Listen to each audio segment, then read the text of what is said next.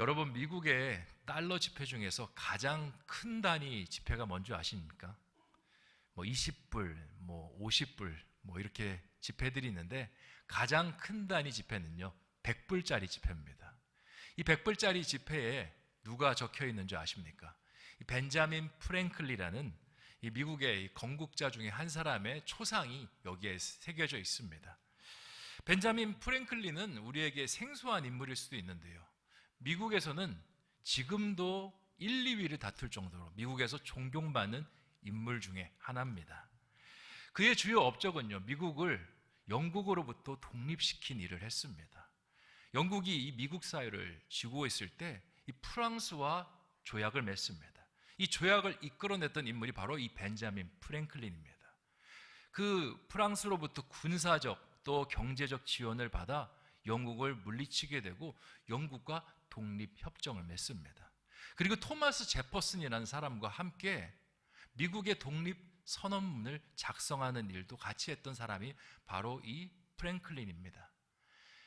미국이 독립한 후에는 어떤 일을 했느냐? 병원을 세우고요, 학교를 세우고 여러 가지 공공 시설들을 세웠습니다. 그리고 이 사람은요, 믿음이 참 좋은 사람이었습니다.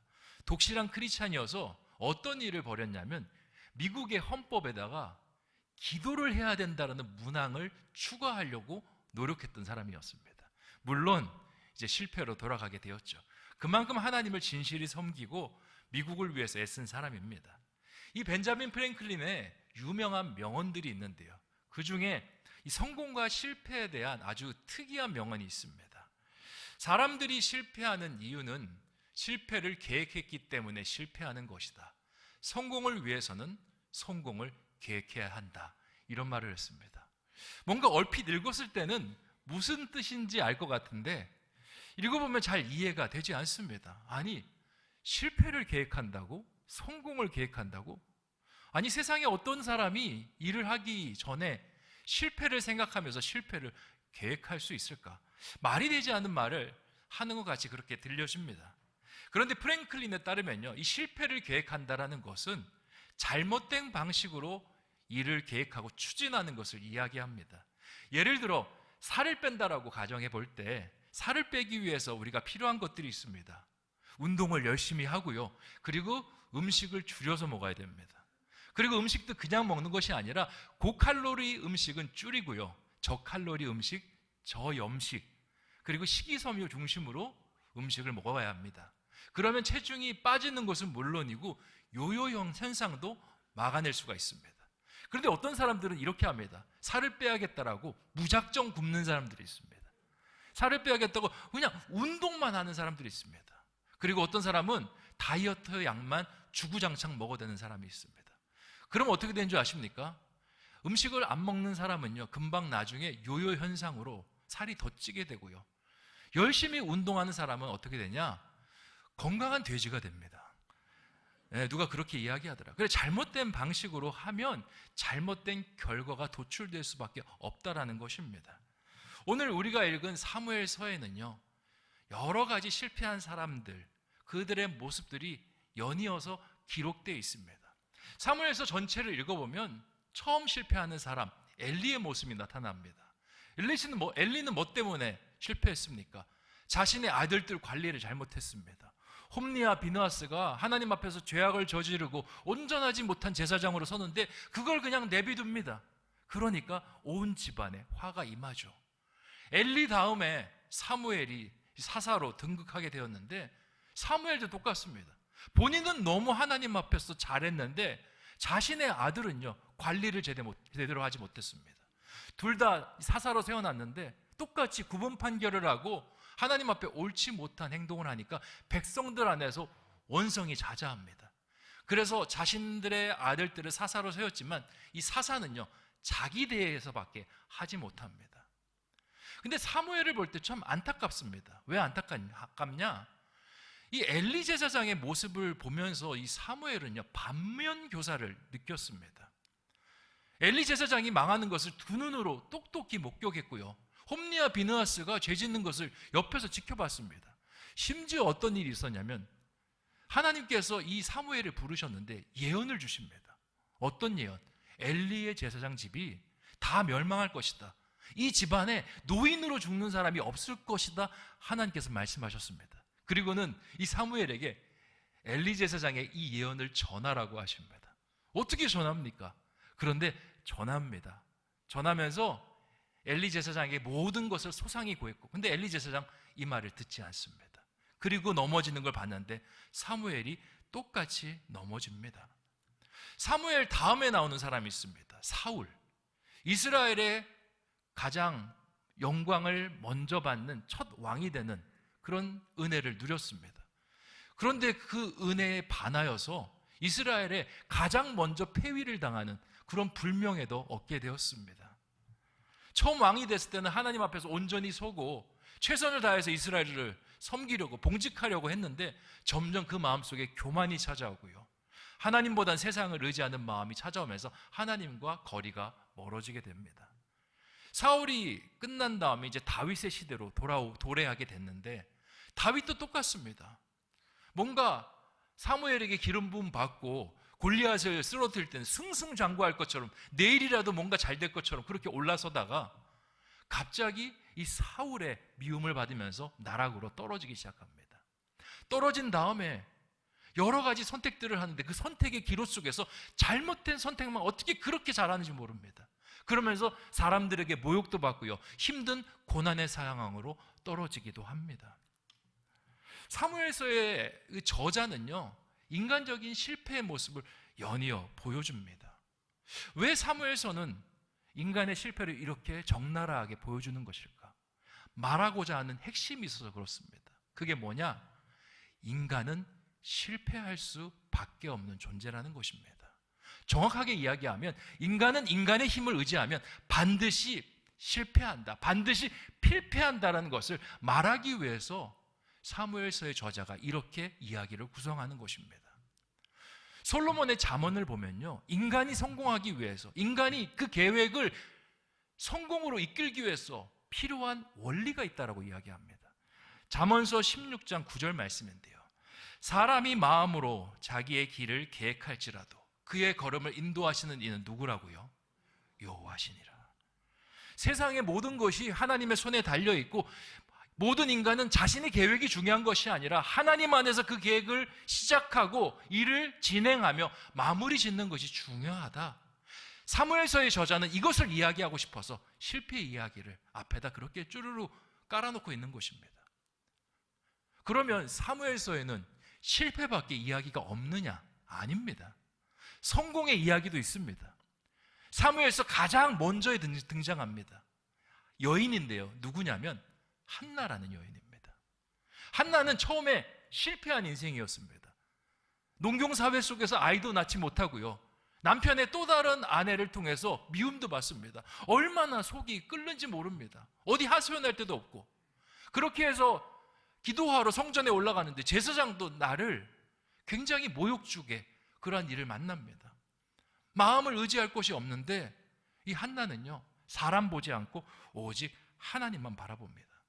그랬더니 어떤 일이 일어나느냐? 실패했는데, 세상적으로 분명히 실패하고 끝이 났는데 성공으로 그의 인생이 변화하기 시작합니다.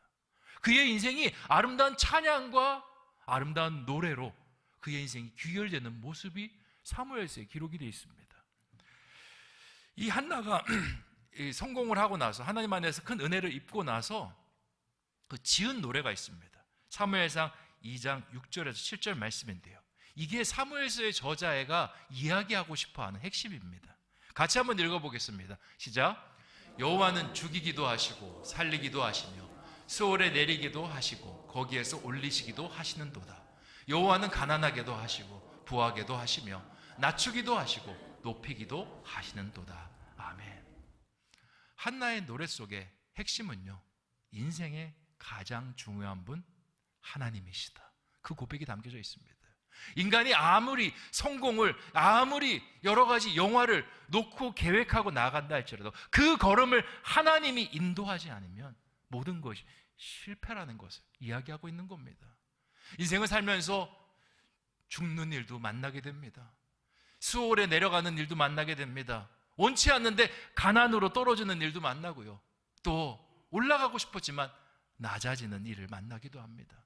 세상 사람들은 그 상황 속에서 너는 끝났어, 너는 안 돼라고 이야기하는데 거기에 하나님이 계시면 살리기도 하시고 올리기도 하시며 부하게도 하시고 높이기도 하신다라고, 그렇게 한나는 이야기하는 겁니다. 한나의 목소리를 통해서 사무엘서의 저자가 우리 가운데 이야기하는 겁니다. 그러니까 하나님의 사람은요, 딱 한 가지 봐야 됩니다.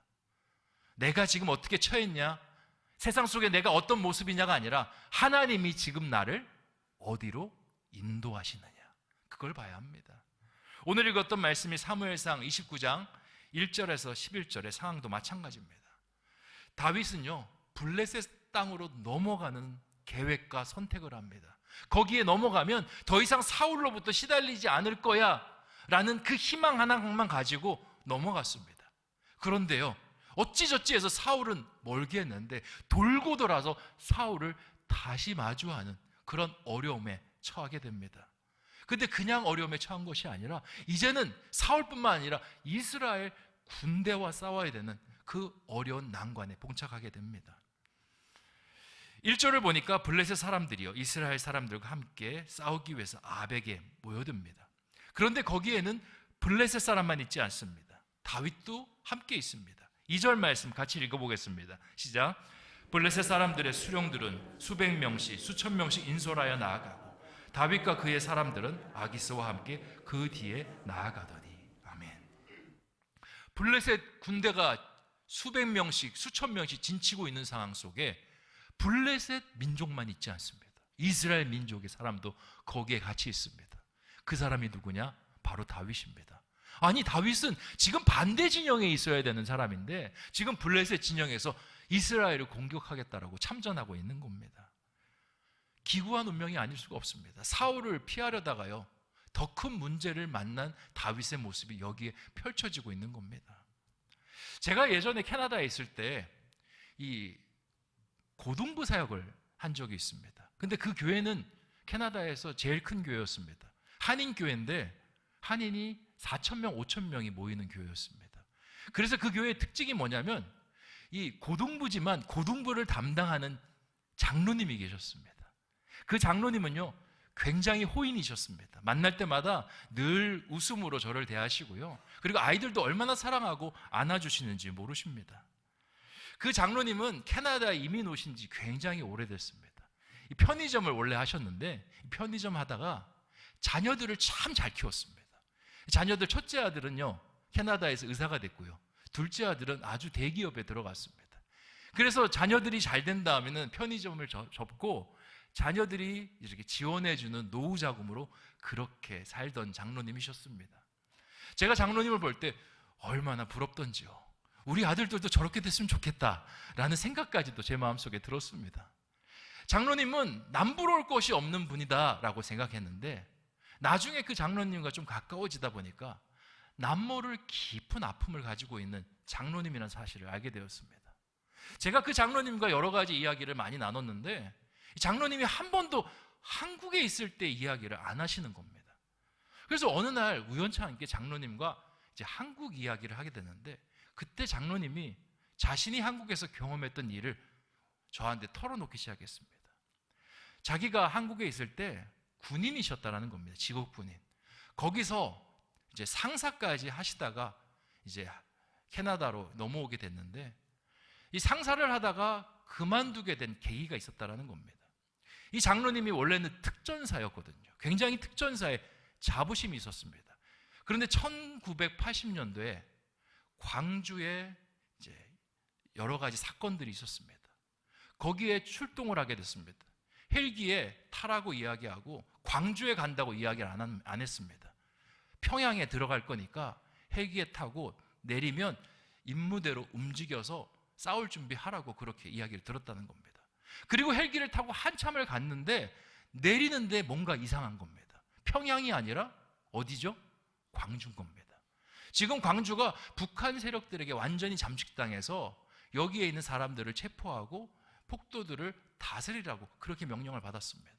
그리고는 거기서 그렇게 폭도들을 때리고 그리고 가두고 체포하는 일들을 한 겁니다. 근데 뭔가를 한참 하고 나는데 이상한 겁니다. 그냥 일반 시민입니다. 우리랑 똑같은. 그리고 나중에 알게 됐습니다. 자기가 일반 시민들을 그렇게 때리고 가두고 괴롭혔다는 사실. 그리고는 그 사실을 알게 된 다음에 PTSD가 옵니다. 실어증에 빠집니다. 그리고 한국에서 살지 못하고 제대하고 이제 캐나다로 넘어온 겁니다. 캐나다로 넘어온 다음에도 한참 동안 말을 할 수가 없었다는 겁니다. 그런데 하나님께서 은혜 주셔서 마음에 있는 병이 치유가 되고 이제 말을 하고 교회를 섬기면서 이렇게 교회 장로님까지 될 수 있었습니다. 그렇게 고백하는 것이었습니다. 이렇게 자신들의 어떤 같은 시민을 때리고 그리고 감옥에 가두는 일만 해도요, 마음의 죄책감이 그렇게 큰데 다윗은요, 자신의 동족들에게 칼을 휘둘러야 되는 상황이었습니다. 그들을 찌르고 그리고 블레셋 군대와 같이 마을에 들어가서 약탈하는 일들을 함께 해야 했었습니다. 그러니 다윗이 이 상황 속에서 얼마나 마음이 어려웠겠습니까? 발을 빼자니 빼지 못합니다. 왜냐? 아기스가 보고 있습니다. 아기스가 자기를 믿고 있는데 자기가 발을 뺐다가는 지금까지 쌓았던 모든 믿음이 무너질 수 있습니다. 믿음만 무너지면 다행이에요. 자신의 목숨도 날아갈 수 있고요. 자신의 가족들의 목숨, 자신의 부하들의 목숨까지 줄줄이 다 날아갈 수가 있습니다. 그러니까 어쩔 수 없습니다. 이러지도 못하고 저러지도 못하고 진퇴양난에 빠져 있습니다. 바둑을 두시는 분은 알 겁니다. 자충수라고 있습니다. 내가 이건 기묘한 수다라고 두었던 수가 오히려 나를 올가매는 수가 될 때 이걸 좌충수라고 합니다. 다윗이 블레셋으로 넘어오는 건 자기가 생각할 때 묘수라고 생각했습니다. 그런데 이게 알고 보니까 좌충수가 됐습니다. 우리가 세상을 살아갈 때 다윗과 같이요, 좌충수를 줄 때가 있습니다. 그때는 오로지 인간적인 계획과 방법에만 의존할 때입니다. 어떤 문제가 우리의 삶에 찾아왔습니다. 하나님께서 문제를 우리의 삶에 주실 때에는 여러 가지 이유가 있지만 가장 첫 번째 이유는요, 그 문제 속에서 하나님을 찾으라고 주시는 겁니다. 하나님께 기도하라고 주시는 것입니다. 하나님 의지하라고. 그런데 그 문제가 왔을 때 기도하지 않고 하나님께 묻지 않고 내 식대로 풀어나갑니다. 다윗도 그랬습니다. 하나님 앞에 묻지 않고 블레셋으로 넘어갔습니다. 내 생각대로 그냥 블레셋으로 망명해버리고 말았죠. 그게 일과 같은 문제든지 가족과 관련된 문제든지 그냥 내 속에 옳다라고 할 때, 그렇게 쉬운 선택을 할 때 우리는 좌충수에 빠집니다. 하나님의 일을 할 때도 우리는 좌충수에 얼마나 많이 빠지는지 모릅니다. 하나님께서 우리에게 어떤 사역을 맡겨주실 때 그리스도인이라면, 성경에 기록된 사람이라면 그 일을 어떻게 돼야 됩니까? 그 일이 마음에 드는 일이 될 수도 있고 마음에 들지 않은 일이 될 수도 있습니다. 그런데 하나님께서 일단 나에게 이 일을 말씀하시면 우리가 해야 될 자세가 있습니다. 이 일을 하나님 왜 저에게 맡겨주십니까? 하나님 이 일을 통해서 나를 통해 얻고자 하시는 하나님의 뜻이 무엇입니까? 물어보면서 일을 시작해야 됩니다. 그리고 거절할 때도 그 뜻에 맞추어서 거절해야죠.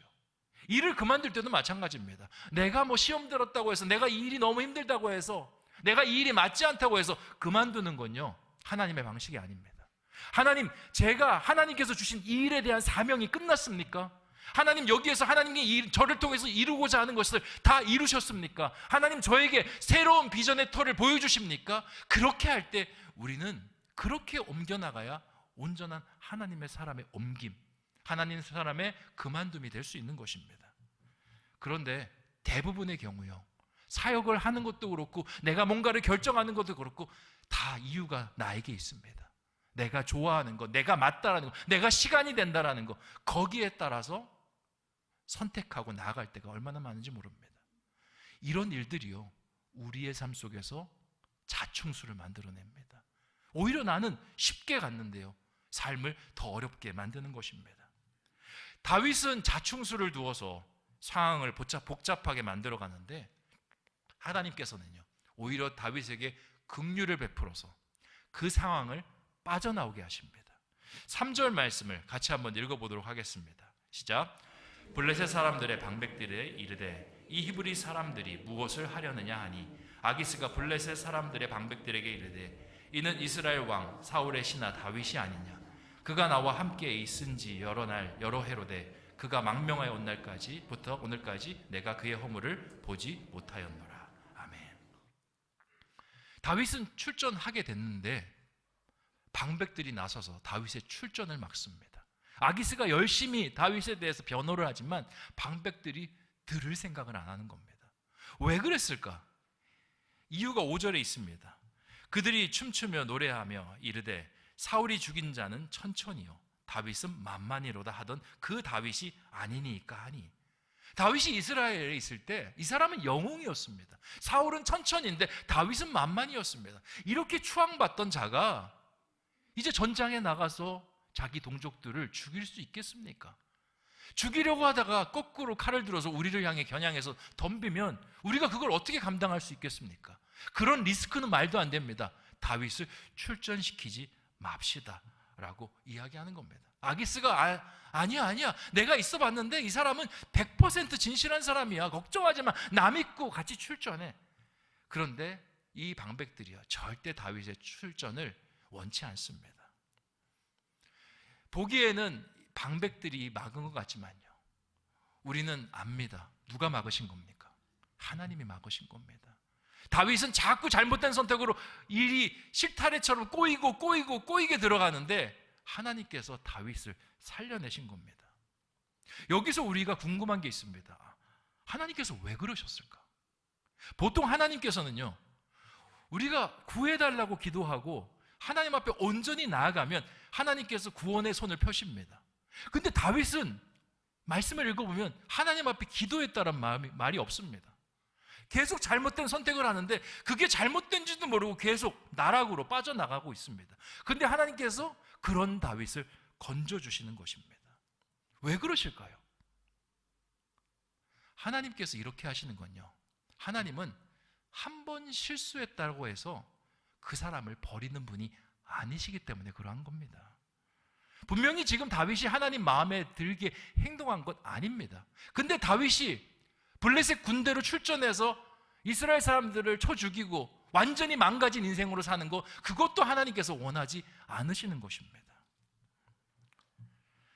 하나님께서는요 실수한 사람들 하나님께서 바라보십니다. 그대로 받아주십니다. 그리고 실수를 뉘우칠 수 있는 기회들을 허락하십니다. 그리고 다윗은 지금까지 이 부분에서는 잘못을 하고 있지만 지금까지 하나님 앞에서 너무 잘해왔습니다. 정직했고요 성실했고요 믿음직스러웠고 하나님 앞에 합한 사람이 되기 위해서 끊임없이 노력했습니다. 하나님께서 이 부분을 봐주신 겁니다. 성경을 보면 성경의 인물들 중에 실수 안 하는 사람 없습니다. 모세라고 있지 않습니까? 이스라엘의 영도자 출애굽했던 모세도요 실수했습니다. 잘 하다가 갑자기 하나님께서 반석 위에서 물을 내라 말씀하시는데 모세가 거기서 급발진을 합니다. 그래서 반석을 한 번 쳐야 되는데 몇 번 칩니까? 2번을 칩니다. 그리고는 자신의 분을 드러내면서 하나님의 영광을 싹 가리죠. 그러자 하나님께서 모세에게 뭐라고 명령하십니까? 네가 가나안 땅을 밟지 못할 것이다 라고 말씀하십니다. 그러면 진짜 이 모세가 가나안 땅을 밟지 못했을까요? 아니요, 밟았습니다. 요단 서편은 밟지 못했는데 요단 동편은 모세가 직접 점령을 하고 그리고 그 산 위로 올라가서 요단 서편을 바라볼 수 있도록 하나님께서 은혜를 주셨습니다. 이런 실수를 하고 이런 재앙의 선언을 받은 사람을 하나님께서 왜 용서해 줬을까요? 지금까지 모세가 잘했기 때문에 하나님께서 거기서 마지막에 긍휼을 베푸신 겁니다. 그래도 요단의 서편을 네가 볼 수 있도록 요단 동편을 밟을 수 있도록. 성경에 모세만 그런 거 아닙니다. 베드로는 어떻습니까? 주는 그리스도시요 살아계신 하나님의 아들이니이다 라는 고백을 하고요 주님께 수제자로 인정받습니다. 그리고 너에게 천국 열쇠를 주겠다라고 말씀하시고 네 위에 교회를 세우겠다 주님 말씀하십니다. 얼마나 대단합니까? 그런데 그 베드로도 실수합니다. 사내들인 공회에 예수님 따라갔다가 거기에 있는 요정이 당신 어디서 많이 봤는데? 예수님 제자 아니야? 함께 따라다니는 사람 아니야? 했더니 베드로가 뭐라고 합니까? 난 제자 아니야. 난 예수를 몰라. 그렇게 3번 부인하고, 그리고 그 부인이 너무 창피해서 고향으로 도망쳐 버립니다. 그런데 베드로의 이야기가 그렇게 끝나지 않습니다. 어떻게 됩니까? 주님이 부활하신 다음에 베드로의 고향을 찾아가십니다. 그리고는 네가 나를 사랑하느냐 3번 물으시고 그에게 새로운 기회를 허락하십니다. 하나님은 바로 이러신 분이십니다. 우리가 하나님 앞에 잘 살아오면요, 하나님께서 한 번 실수한 것 때문에 절대 우리를 버리는 분이 아니십니다. 제가 목회를 하면서 참 요상하다라고 생각되는 그런 신앙인들이 있습니다. 누구냐면 바로 모태신앙들입니다. 왜 요상하다라고 생각하냐면요, 이분들은요 기도도 그렇게 열심히 안 합니다. 예배도 그냥 주일 예배 한 번밖에 안 드립니다. 봉사 헌신 뭐 그렇게 열정적으로 하지도 않습니다. 그런데 이상한 게 뭐냐? 축복이 많습니다. 은혜가 많아요. 제가 놀랬던 거, 기도 생판 안 하는데 모태신앙 집에 제가 신방을 갔더니 목사님, 이 모든 것이 하나님의 은혜입니다, 이렇게 고백하시더라고요. 아, 정말 요상하다, 요상하다. 근데 그분들이 끝에 하는 말이 있습니다. 하나님의 은혜인데요, 제가 잘해서 받은 은혜가 아닙니다. 누가 잘해서 받은 은혜라고 합니까? 부모님이 잘해서 가정이 무탈하고 받은 축복이 많다라고 이야기합니다. 이 모태신앙들의 복이 넘치는 이유는요, 부모님들이 지금까지 너무 잘해서 그렇습니다. 그 부모님들의 신앙을 보고 지금 이 모태신앙들이 기도 잘 못하고 또 예배생활 잘 못하고 헌신 잘 못하지만 그 사람들을 예쁘게 봐주시는 겁니다. 다윗도 똑같다고 보면 됩니다. 지금까지 하나님께 너무 잘했습니다. 그러니까 실수 한 번 했다고 해서 그의 인생이 망하도록 하나님께서 내버려 두는 것이 아닙니다. 그가 기도하지 않았지만, 잘못된 길에서 여전히 빠져나오지 못하지만 하나님께서 직접 개입하셔서 그를 건져주시는 겁니다. 이 말씀을 통해서 우리가 깨닫는 교훈이 있습니다. 신앙은요, 평소에 잘해야 됩니다. 저는 신앙이 포인트 같다고 생각합니다. 하나님 앞에 플러스 포인트를 많이 쌓으면요, 그게 구원의 포인트가 됩니다. 그리고 구원의 포인트를 쌓아서 더 그것이 충만해지잖아요. 축복의 포인트, 은혜의 포인트가 됩니다. 비록 우리가 실수하더라도 하나님께서 그것을 눈 감아주시고 때로는 깨달을 수 있도록 우리를 이렇게 타이르시는 것이 그 플러스 포인트입니다. 그런데 어떤 사람은요, 늘 마이너스 포인트만 쌓는 사람이 있습니다. 내 마음대로, 내 뜻대로 하나님 믿지만 하나님 믿지 않는 삶 그대로 계속 마이너스 포인트만 쌓습니다. 그러면 어떻게 되느냐? 어려움이 있어도 하나님 앞에 기도해도 응답이 잘 안 됩니다. 역사가 잘 안 일어납니다. 왜냐? 지금 마이너스 포인트에서 플러스로 전환하는 게 먼저지 문제가 해결되는 것이 먼저가 아니라는 겁니다. 지금 네가 어려우니까 주님 앞에 찾아왔지, 네가 어렵지 않았으면 주님 앞에 찾아왔느냐? 지금 플러스의 포인트로 네가 전환하는 것부터 배우라고 하나님께서 응답하지 않는 것입니다. 다윗이요, 기도하지도 않고 블레셋에 넘어와서 지금 자충수를 두고 있지만요, 그래도 블레셋 안에서 다윗은 하나님 바라보는 신앙의 자세로 살았었습니다. 그게 사무엘상 29장 6절에 증거로 기록이 되어 있습니다. 같이 한번 읽어보겠습니다. 시작. 아기스가 다윗을 불러 그에게 이르되 여호와께서 살아계심을 두고 맹세하노니 네가 정직하여 내게 온 날부터 오늘까지 내게 악이 있음을 보지 못하였으니 나와 함께 진중에 출입하는 것이 내 생각에는 좋으나 수령들이 너를 좋아하지 아니하니. 아멘. 아기스가요, 다윗을 인정합니다. 그냥 인정하는 것이 아니라 여호와의 살아계심을 두고 맹세하면서 너를 인정한다고 이야기합니다. 아기스는요, 하나님 믿는 사람 아닙니다. 하나님 알지 못하는 이방 민족입니다. 근데 다윗을 보니까 저 마음속에 하나님이 있는 것처럼 행동합니다. 하나님이 있으니까 정직하게 자기한테 나아가고요, 성실하게 나아가고 온전한 모습으로 부하로 나아가는 겁니다. 그 모습을 보고 아기스가 이야기하는 겁니다. 내가 하나님 계신지는 모르겠지만 널 보니 하나님 살아계신 것 같다라고 그렇게 칭찬하는 겁니다. 다윗의 이러한 모습이요, 삶 속에 계속 포인트를 만들어낸 겁니다. 하나님께 이쁨 받는 사람은요, 달라도 뭐가 다릅니다. 한결 같습니다.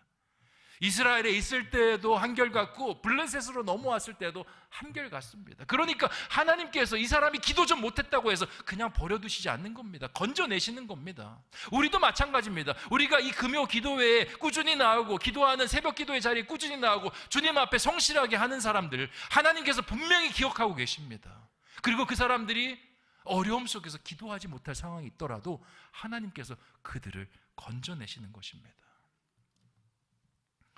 다윗은요, 아기스의 배려로 이제 거주지 시글락으로 돌아갑니다. 블레셋 사람들은 이스라엘 군대가 진치고 있는 이스라엘로 이제 올라가면서 29장의 말씀이 맞춰집니다. 11절입니다. 이에 다윗이 자기 사람들과 더불어 아침에 일찍이 일어나서 떠나 블레셋 사람들의 땅으로 돌아가고 블레셋 사람들은 이스라엘로 올라가니라. 아멘. 이제 시글락으로 돌아가면 이제 하나님께서 이제 잘못한 것을 다시 온전한 방향으로 돌리시기 위한 하나님의 훈련이 이제 여기에 기록이 되어 있습니다. 요거는 다음 주에 같이 살펴보도록 하겠습니다. 말씀을 정리하겠습니다. 사랑하는 성도 여러분, 오늘 말씀은 실패로 무너져가는 다윗, 하지만 하나님께서 개입하셔서 다시 건지시는 다윗의 이야기가 기록이 되어 있습니다. 사울을 두려워한 나머지 하나님을 두려워해야 되는데 사람을 두려워한 나머지 블레셋으로 망명하고 맙니다. 결국 이것이 끊임없이 다윗을 수렁으로 풀지 못하는 그런 얽힌 실타래로 몰아갑니다. 다윗을. 하지만 최악의 상황으로 치닫으려고 할 때 하나님께서 다윗을 건져주십니다. 왜냐? 다윗은요 여전히 하나님 앞에 이쁨 받는 사람입니다. 저는 이 금요 기도에 나오신 성도님들 하나님 앞에 이쁨 받는 사람이 되었으면 좋겠습니다. 제가 여러분을 볼 때 지금 눈빛이 꿀 떨어지지 않습니까? 우리 하나님은요 여기서 꿀이 뚝뚝 떨어지실 겁니다. 힘들고 어렵지만 여기 나오신 거 너무 잘하는 겁니다. 하나님께서 여러분의 그 발걸음을 다 기억하시고 여러분의 삶 속에 플러스로 축복으로 은혜로 구원의 포인트로 함께 하실 것입니다. 그렇게 끝까지 나아가는 저와 여러분 되시기를 주님의 이름으로 축원드립니다. 기도하겠습니다. 좋으신 아버지 하나님, 오늘 다윗의 말씀을 같이 나누었습니다. 다윗, 잘못된 선택에 그리고 그것이 자충수가 되어서 끊임없이 수렁으로 빠져들고 있었습니다. 이런 상황 속에서 하나님께서 개입하십니다. 다윗이 구해달라고 이야기하지도 않았고 하나님께 다시 마음을 돌리지도 않았는데 그를 건지셨습니다. 이유가 무엇입니까? 한결같은 신앙이었기 때문에 그렇습니다. 실수하더라도 그 마음속에 하나님이 있었기 때문에 그 실수를 하나님께서 타 이름으로 이미 미리 건져주심으로 함께 하시는 것입니다. 우리가 평상시에 신앙생활 잘 해야 되는 이유가 여기 있습니다. 신앙생활 잘하는 사람 하나님께서 실수하더라도 건지십니다. 늘 은혜와 긍휼을 아끼지 않으시고 우리의 삶 속에 부어주실 것입니다. 그리고 더 나아가 축복과 풍성한 은혜도 함께 하실 것입니다. 그렇게 주님 앞에 늘 선함으로 정직함으로 성실함으로 나아가는 우리 신성의 교우들 되게 하여 주시옵소서. 감사를 드리오며 모든 말씀 예수님의 이름으로 기도하옵나이다. 아멘.